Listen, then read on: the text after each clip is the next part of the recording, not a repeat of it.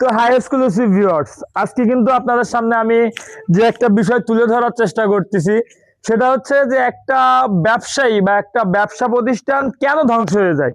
ধরেন এইখানে লাখ লাখ টাকা খরচ করছে, লাখ লাখ টাকা খরচ করার পরে কিভাবে এই জায়গাটা বন্ধ পড়ে আছে বা কেন বন্ধ পড়ে আছে। আসলে এর মূল কারণ কিন্তু ওই যে মাথা, যে মাথা থেকে আমাদের এইখানে পিএলসি বা মাছের পোনাগুলো আসে, এই মাছের পোনাগুলো কিন্তু ভালো আসতেছে না, যে কারণে এখন কৃষকরা বাগদার থেকে কিন্তু সরে যাচ্ছে। বাগদার থেকে সরে যেয়ে কি হচ্ছে, তারা ভেনামি, এখন ভেনামির কিন্তু বা পোনাটা ভালো। তো এই ধরেন এখানে আমাদের মৌতলা থেকে রায়পুরের ভিতরে বেশ কয়েকটা হ্যাচারি আছে। তো বেশ কয়েকটা হ্যাচারি কিন্তু প্রায় নেপথ্যের পথে দেখায়। এখানে কিন্তু এই হ্যাচারিটা পুরো বন্ধই হয়ে গেছে।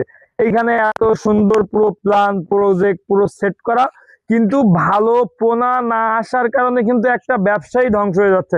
ধরেন আপনি এই হ্যাচারির থেকে আপনি কিছু পোনা কিনলেন, কিন্তু হ্যাচারির থেকে পোনা কেনার পরে যদি সেই পোনাগুলো যদি আপনার হচ্ছে আহ না ফোটে ঘেরে বা না হয়, তাহলে কি আরেকটা কাস্টমার আপনার কাছ থেকে কিনবে?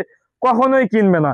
এজন্য অবশ্যই ভালো পোনার প্রয়োজন। ভালো পোনা যদি হয় তাহলে কৃষকও বাঁচবে, যে হ্যাচারি মালিকেরাও আছে এগুলোও বাঁচবে।